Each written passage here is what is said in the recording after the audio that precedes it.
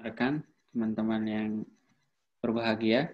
Kali ini kita ada narasumber, yaitu dari Saudari Sutina. Beliau adalah salah seorang award di LPDP, penerima beasiswa LPDP, tujuan Universitas UGM.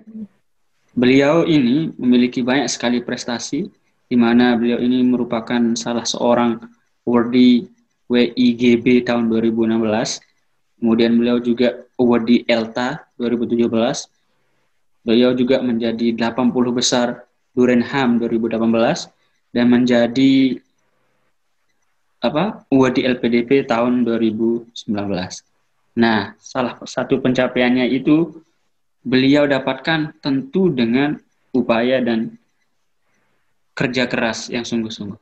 Nah, bagaimana sih sebenarnya, apakah ada hal yang lain yang perlu kita ceritakan? Mari kita ulas lebih jauh lagi. Nah, Mbak Su, kira-kira nih untuk mencapai dari sekian banyak prestasi itu, dari mana sih bermula? Barangkali bisa kita mulai dari seleksi beasiswa LPDP pengalamannya. Kalau untuk beasiswa LPDP-nya sendiri itu kebetulan waktu itu daftar di bagian afirmasi penyandang disabilitas. Jadi kan saya penyandang disabilitas, jadi kemarin itu saya nyoba untuk yang LPDP afirmasi penyandang disabilitas. Nah, untuk cara masuknya itu hampir sama sih, prosesnya kayak yang lain.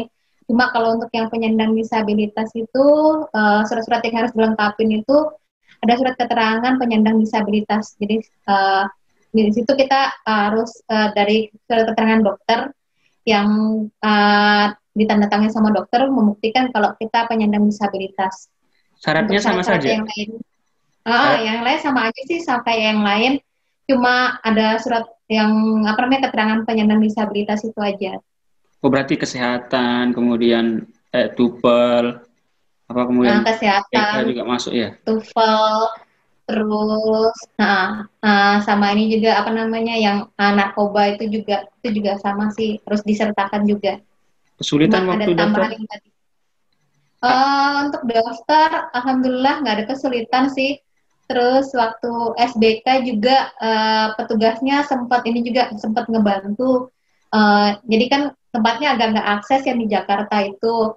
Nah, Ya. jadi karena saya penyandang disabilitas itu, jadi petugasnya itu kayak ngasih kemudahan. Jadi kayak harusnya naik tangga, cuma karena saya penyandang disabilitas diarahin naik lift, jadi nggak usah capek-capek naik tangga. Itu sih Wah. yang dikasih kemudahan dari petugas LPDP-nya. Bedanya kalau dari penyandang beasiswa disabilitas sama yang biasa, afirmasi misalnya, atau yang lain, kira-kira apa Mbak ya? Kalau bedanya nggak ada sih, hampir sama kayak semuanya. Cuma yang tadi itu just surat keterangan disabilitas. Untuk SBK-nya hampir sama kayak yang afirmasi yang lain. Terus untuk TOEFL, terus pokoknya hampir sama semuanya. Kita cuma beda di surat aja, surat keterangan Oh, penyandang untuk disabilitas. TOEFL diminta berapa? Sama dengan afirmasi ya? TOEFL itu 450 TOEFL-nya minimal. Untuk dalam negeri? Dalam negeri. Kalau untuk yang Luar, tujuan luar luar. negeri itu 500. Terus ini untuk seleksi SBK, untuk skor seleksi berbasis komputer, ada kemudahan, keringanan dari penyeleksi, penyelenggara? Kalau dari SBK-nya nilai minimalnya hampir sama kayak afirmasi yang lainnya, kayak misalkan dari afirmasi, artinya hampir sama 150 minimalnya gitu. Nah, kalau untuk wawancara nih, katanya banyak sih teman-teman yang dari seleksi pertama sampai seleksi tahap akhir, yang paling sulit katanya wawancara. Nah, menurut Mbak Hmm, Mbak Su gimana kira-kira? Ditanya apa saja untuk ya? wawancara kan ada 2 kali wawancara ya. Yang pertama itu Ya, kan tentang kebangsaan.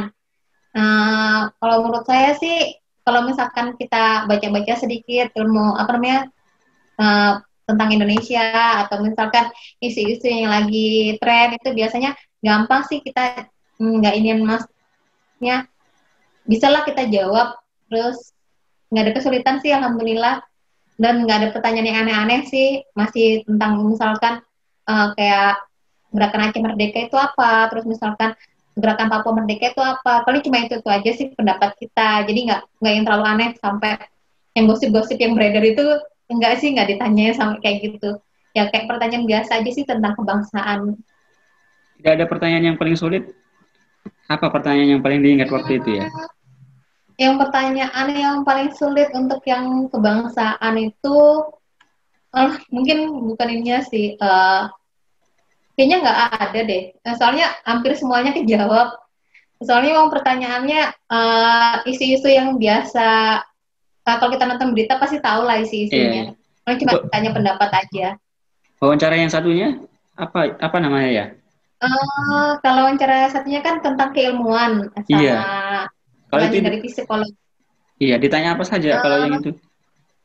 Kalau yang keilmuan itu ditanya tentang ilmu yang kita mau kita ambil sih. Kebetulan kan aku kan ngambil teknik kimia, jadi ditanya Hmm. ilmu dasar teknik kimia, terus kenapa pilih universitas ini, terus misalkan kalau misalkan di universitas yang satunya lagi mau apa enggak, kayak gitu. Terus pokoknya hampir semuanya tentang ilmu teknik kimianya sih, tapi masih yang ilmu-ilmu dasar aja. Terus sama yang pertanyaan dari psikolog, kayak misalkan pencapaian apa aja yang udah didapat, terus misalkan bagaimana caranya supaya bisa sampai di tahap yang sekarang gitu.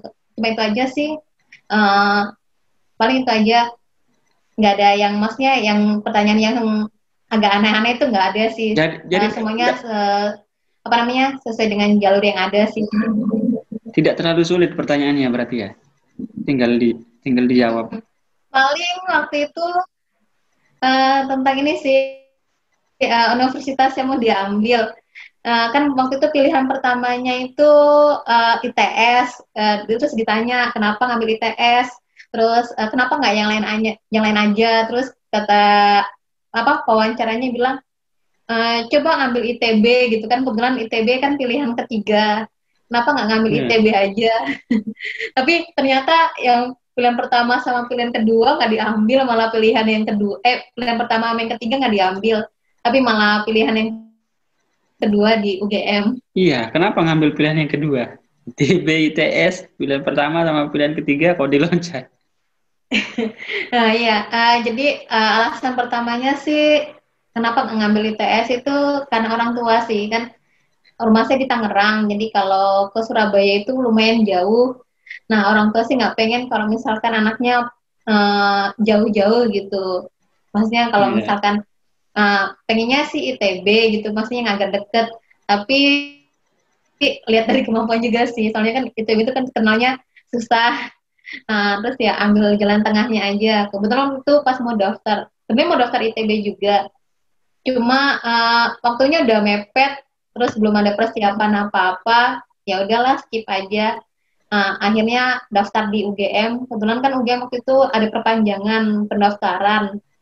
Jadi Hmm. daftar di UGM.